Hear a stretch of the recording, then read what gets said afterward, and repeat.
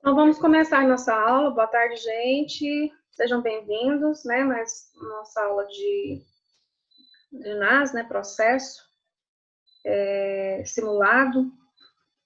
E hoje nós iremos falar a respeito de procedimentos, porque nós estamos encerrando um procedimento que é com a finalização da impugnação contestação e, após isso, nós iremos dar início a um outro procedimento, que é a fase saneatória, né? A fase saneatória do processo. Então, a fase postulatória do processo, ela é o momento em que as partes apresentam a demanda ao Poder Judiciário. Então, através da petição inicial, né? Então, ela vai vir através de o quê? De uma petição inicial. Posteriormente, em forma de defesa, né? Através da contestação, e, posteriormente, após a apresentação da impugnação-contestação. Finalizadas essas fases, né, essa fase postulatória, nós iremos dar início à fase saneatória, né, que é a nossa próxima aula, né, que nós iremos elaborar uma peça e saber como confeccioná-la, né, uma decisão de saneamento. Então, na próxima aula que nós tivermos, vocês irão agir como se fossem magistrados e irão confeccionar essa peça chamada decisão de saneamento ou despacho saneador, né? Vocês podem encontrar com essas duas expressões, esses dois termos. Então, gente, a fase de saneamento é onde o juiz ele vai fazer o quê? Ele vai organizar o processo.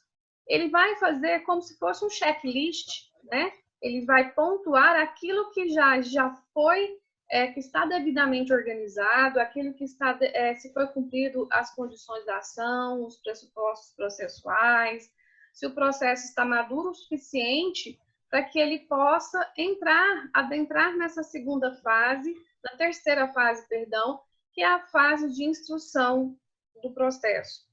Então, essa fase saneatória, o juiz ele vai observar, né, ele vai fazer uma análise de possíveis irregularidades sanáveis antes de adentrar a fase de instrução, né?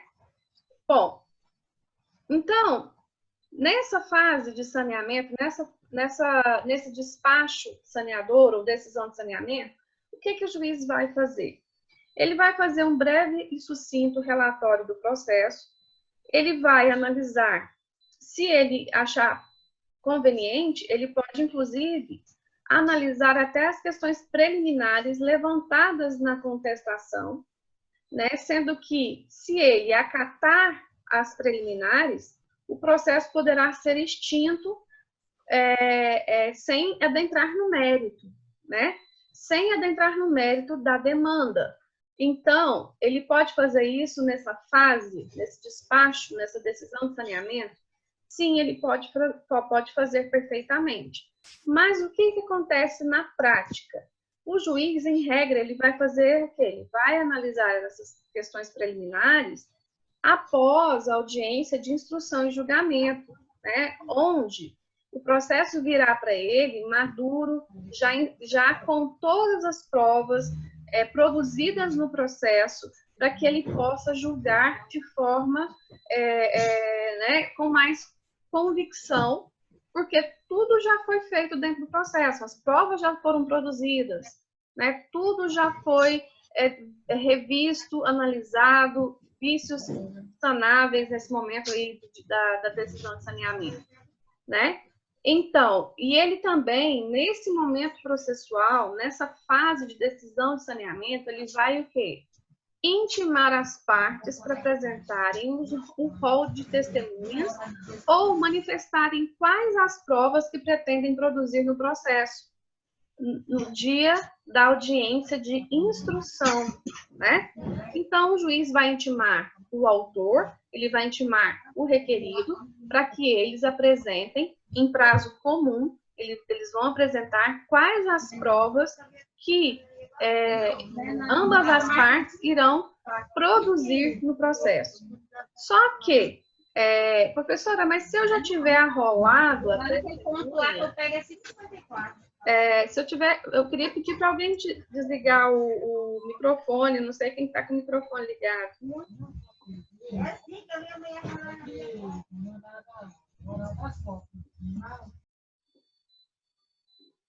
É o Weisler.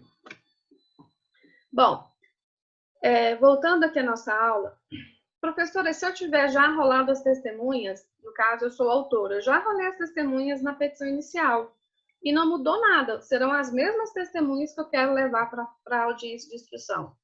Então, o que vocês irão fazer? Irão remeter, falar assim,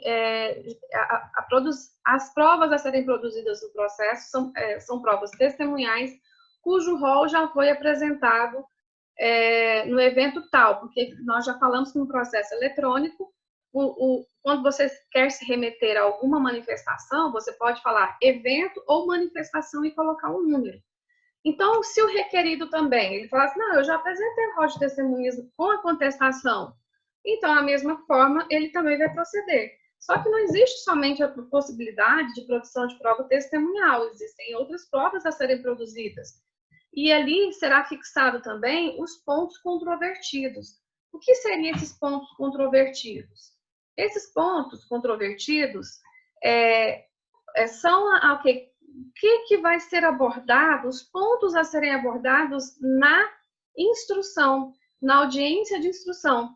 Porque o juiz ele vai limitar a audiência nos pontos controvertidos. O que é um ponto controvertido? Por exemplo, numa ação de reparação de dano. Vamos supor que foram mencionados como pontos controvertidos a ocorrência do dano, a ocorrência do nexo de causalidade, o valor do dano material, o valor do dano moral. Então, esses são os pontos controvertidos. Então, esses pontos serão discutidos na audiência de instrução. Aquilo ali era para fazer uma biblioteca, entendeu? Eita. É o Marco. Bom, então, na audiência de instrução, é feito dessa forma, né? Sendo que o juiz, ele vai analisar quais as provas que devem ser produzidas em juízo, quais os pontos controvertidos que serão debatidos e serão focados naquela audiência de instrução e julgamento. Então, na audiência de instrução e julgamento, tudo que for abordado que não esteja dentro da fixação desses pontos controvertidos, o juiz vai falar, não, isso aqui não está dentro, já foi fixado os pontos controvertidos que serão discutidos na audiência de instrução. Então, isso aqui está fora. Né? Então, por isso que a gente delimita para que nós possamos, as partes possam se ater àqueles pontos que serão discutidos em audiência de instrução, né? Então, a fixação desses pontos controvertidos é muito importante. Então, a fase saneatória, o juiz ele vai fazer dessa seguinte forma que eu falei para vocês, né? E depois vem o quê? A fase instrutória. Instrução. Destina-se essa fase à colheita, à coleta, né, do material probatório, que vai servir de suporte para o juiz proferir a sua sentença, né? Então, ele vai reconstituir, tentar ao máximo, né, reconstituir ou trazer à tona os fatos relacionados à lide, né? Então, a fase instrutória é onde serão produzidas as provas. E muitos doutrinadores falam que não é somente a fase de produção de provas, de audiências e tudo, que serve como que pode ser referente à fase instrutória, porque essa fase, desde o começo, nós já juntamos junto com a petição inicial, junto com a contestação, junto com a impugnação à contestação, podemos juntar documentos. Mas esse momento processual da audiência de instrução é o ápice, né? É o ápice no caso, é o ápice da audiência, ou seja, o ápice da fase de instrução e julgamento. É nessa fase que serão ouvidas as testemunhas, nessa fase serão ouvidas os assistentes técnicos, nessa fase será feito depoimento pessoal do autor e do réu, caso tenha sido requerido. Lembrando que eu, como autora, não posso pedir o depoimento pessoal do meu cliente, do meu cliente, ou seja, do requerente. Eu posso pedir depoimento pessoal da pessoa do preposto, né? Ou da pessoa do requerido e vice-versa, né? Porque senão seria extremamente, você estaria tentando induzir, ou seja, excelência, escuta o meu cliente, escuta o que ele tem a dizer. Não é bem assim, né, que funciona. Então, primeiramente, quem são ouvidos na audiência de instrução e julgamento são os peritos, né? Se tiver alguma perícia que tenha sido realizada no processo, né, uma perícia contábil, uma perícia psicológica, uma perícia médica, né? Se for feito e se o juiz achar por bem e achar, né, as partes requererem, o juiz achar por bem ouvir esses assistentes técnicos, ele fará isso primeiramente, né? Depois vem o depoimento pessoal do autor, depois o depoimento pessoal do réu, do requerido, e posteriormente vem as testemunhas arroladas pelo autor e posteriormente as testemunhas arroladas pelo réu. Então, na audiência de instrução e julgamento, acontece tudo isso, né? Todo esse material probatório vai ser produzido, né, no processo, né? Vai ser produzido no processo para que possa formar a convicção do juiz. Porque nós devemos lembrar e ressaltar que o mundo do juiz, gente, é o processo, né? Ele, por mais que ele tenha uma memória muito boa, imagina quantas audiências que ele faz, né? E ele lembrar de cada detalhe dessas audiências, de cada caso apresentado, realmente isso é humanamente impossível. Por isso que esse momento é muito importante, onde será inserido no processo, e no caso hoje é gravado, né, as audiências, a audiência ela é gravada e fica disponível para que a gente possa solicitar, até no Projude, você tem acesso à gravação dessas audiências, das oitivas das testemunhas, né, das oitivas das partes, para que depois você possa, inclusive, após a finalização da audiência, apresentar memoriais, né? Por quê? Ao final da audiência, é oportunizado às partes apresentar o quê? As alegações finais. Essas alegações finais, elas são orais e podem ser substituídas por memoriais. Aí o memorial vai ser escrito. O juiz ele vai fixar uma data específica para a apresentação desse memorial pelas partes, onde elas irão arrematar, né, todo o argumento que ela trouxe à tona no decorrer do processo, através das suas alegações em forma de memoriais, né? E então isso fecha esse ciclo da audiência de instrução e julgamento, de instrução, e vai abrir a fase o quê? De julgamento, né? Apresentado esse memorial, né, por ambas as partes, esse processo irá concluso para o juiz, onde ele vai, de acordo com uma ordem cronológica, né, sentenciar o processo. Ele vai proferir a sentença no processo e finalizando essa fase de julgamento, né?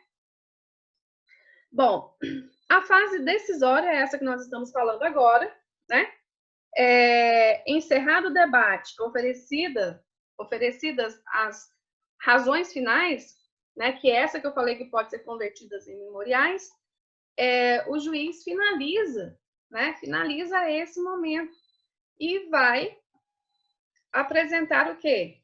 A sentença, ele vai proferir a sentença no processo. Finalizou a fase, a atuação do magistrado, ele entregou a atividade jurisdicional? Sim, a partir do momento em que o juiz ele profere a sentença de primeiro grau, o juízo monocrático, ele vai o quê? Finalizar essa prestação jurisdicional naquela esfera, né?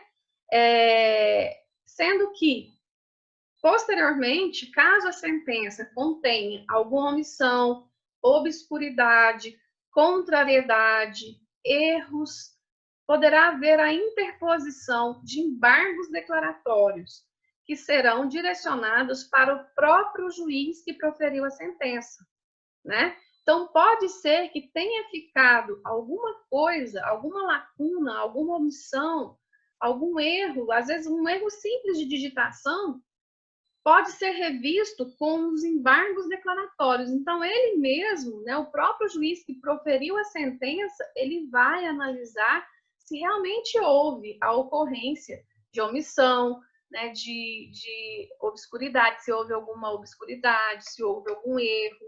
Então, ele pode consertar esse erro. Ele pode também julgar o quê? Não conhecer, né, dos embargos declaratórios.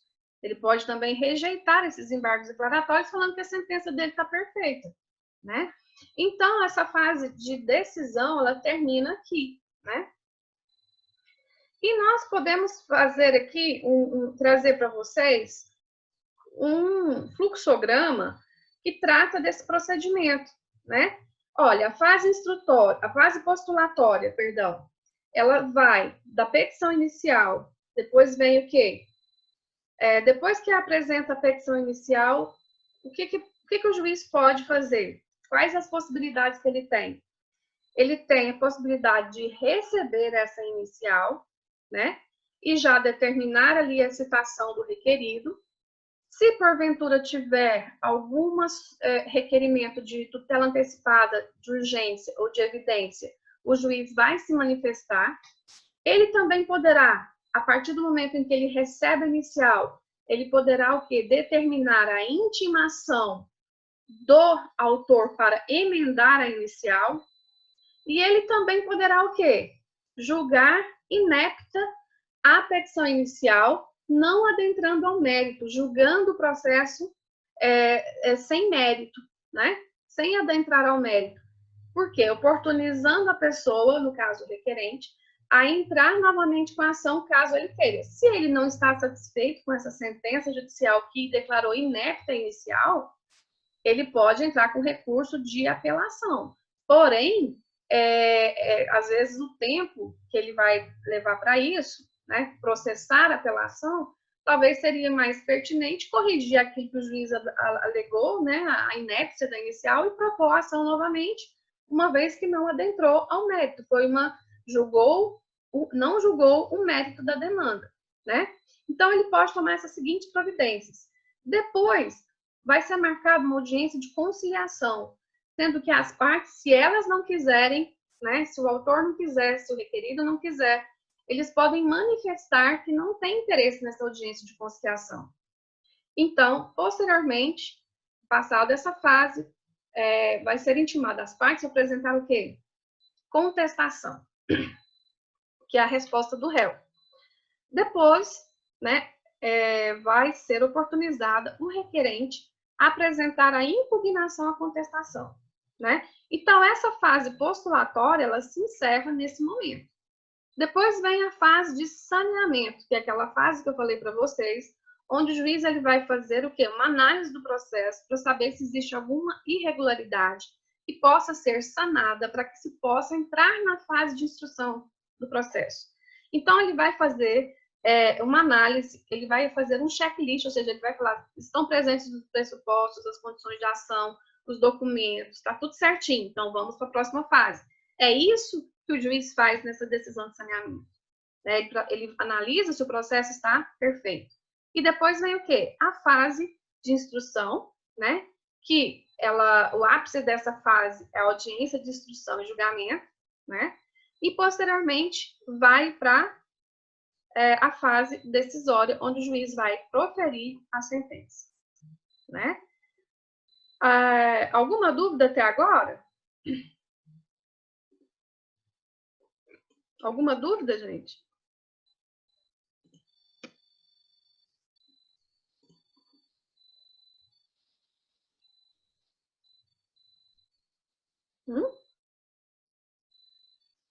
Não?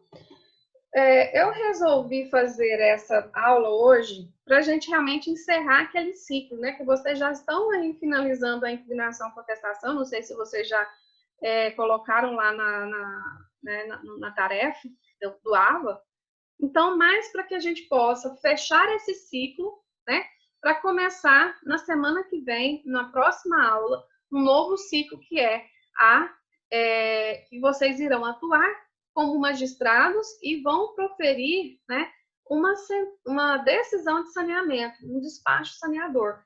Então, por isso que é importante nós prepararmos, né, esse momento para que fique bem sedimentado o conhecimento até essa fase processual, que é a fase postulatória. Então, eu gostaria de saber se tem alguma dúvida, se tem alguma dúvida no momento de confeccionar a impugnação. Todo mundo já fez? A impugnação contestação? Se quiser, abre o microfone para vocês aí, ó. Pode falar.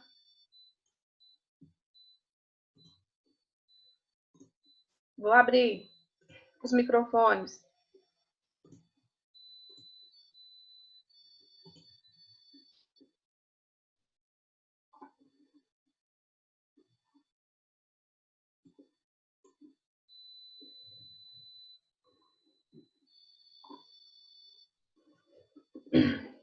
Como ficará a correção? Como assim? Como ficará a correção?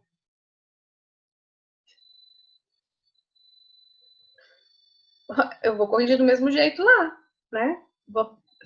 Eu vou corrigir lá no AVA. Lá tem como abrir cada tarefa, cada uma delas, né? Cada tarefa e corrigir cada uma, né? Tem como eu apontar. Tem aquele momento onde eu coloco observações. Lá no AVA tem essa possibilidade, entendeu? De colocar algumas ponderações que vocês precisam melhorar. Por exemplo, teve uma de uma aluna que eu coloquei, porque vocês estão acostumados a fazer petição manuscritas e manuscritas, aí vocês esquecem que na digitada vocês têm que configurar, tem que colocar o quê? Configurar essas páginas.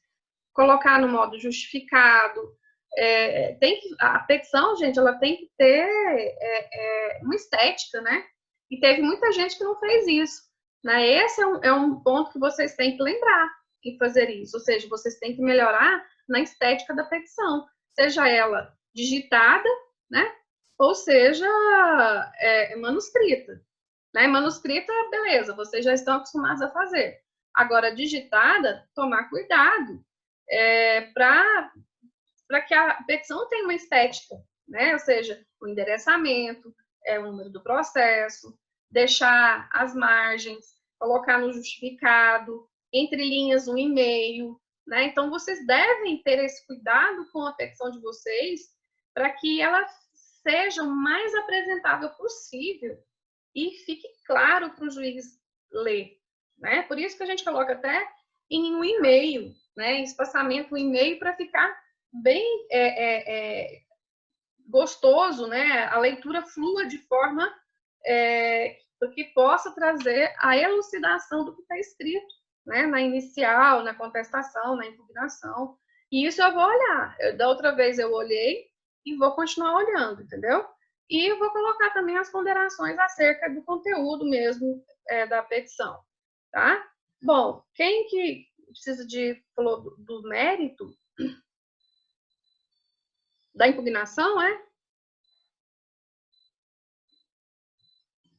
Isso, é Yara? Bom, gente, o mérito da impugnação contestação. O que seria o mérito? O que seria qual que é o objeto da demanda? Né? Qual que é o objeto da demanda? Por exemplo, no caso que eu passei para vocês, é de reparação de dano, né? Que ele foi atropelado pela ambulância que era dirigida pelo um funcionário do Estado, né? Da Secretaria de Saúde. Não foi isso? Então, o que é o objeto desse processo, né? Qual que é? Não é a reparação de dano? Não é a questão da ocorrência do dano? Isso é um mérito, né? As preliminares, vocês estão delimitadas no artigo 337 do Código de Processo Civil. Então, aquilo você vai fechar como preliminar, né? Você vai o quê? Rebater as preliminares que foram levantadas na contestação.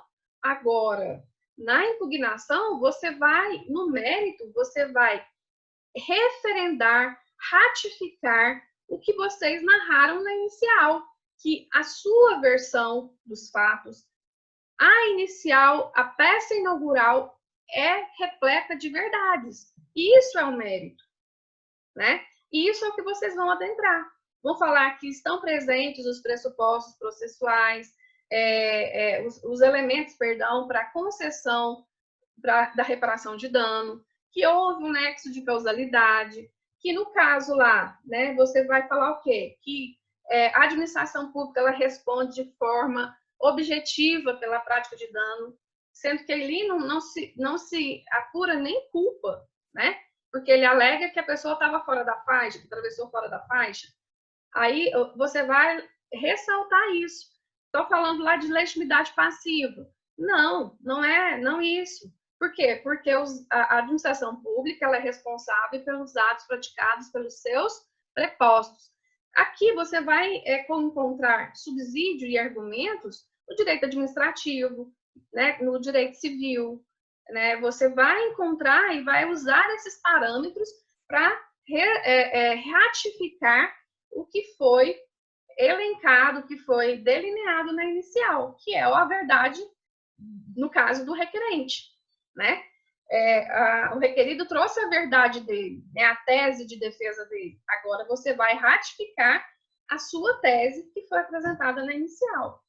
Entendeu, Yara? Deu para entender agora melhor?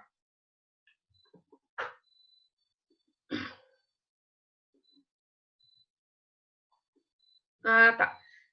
Bom, engraçado. Eu tô organizando esses vídeos porque tem muita gente falando que não está abrindo, né, as aulas. Eu estou organizando aos poucos, porque são muitos vídeos, e eu estou colocando a URL novamente para vocês, para ver se é isso. E eu já liberei todos os vídeos, colocando como público, né? Então, talvez também pode ser isso, porque eu tinha colocado não listado, ou seja, só quem tem o código, a URL, que acessaria o vídeo. Aí eu já estou tomando providências com relação a essa questão que alguns alunos não vão conseguindo acessar os meus vídeos, tá? Ana Flávia, tem previsão de voltar? Uai, é complicado, viu, gente? Eu não sei. Eu não sei se tem previsão para voltar. Nós já estamos indo aí caminhando para que a segunda VA seja feita online também, né?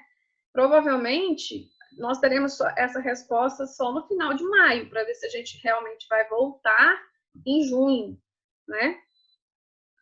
Eu não tenho essa resposta, porque depende de decretos, né? Então, não tem como te falar se vai ou não voltar às aulas em junho, né?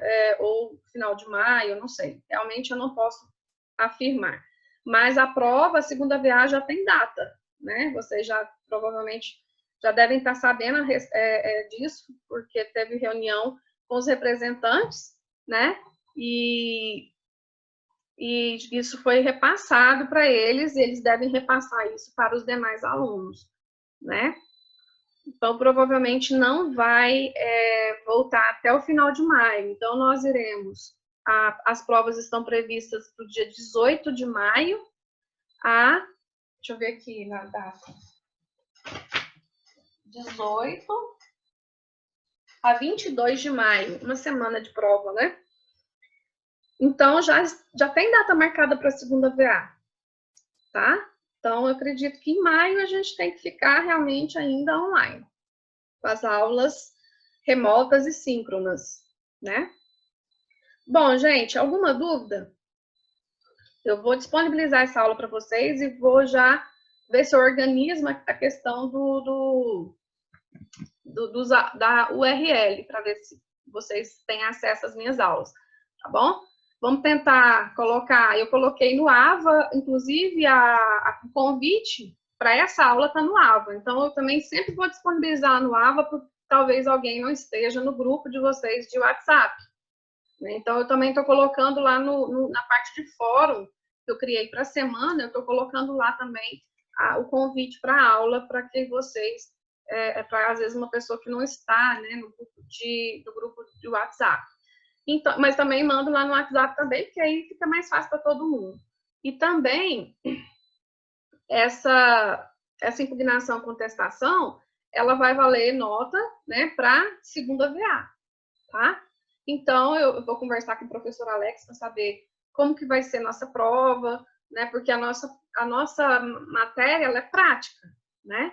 Então, eu tenho que ver com o professor Alex como que vai ser, quais são as regras, né? Para segunda VA de vocês. Bom, essa semana não tem nenhuma peça para fazer, tá?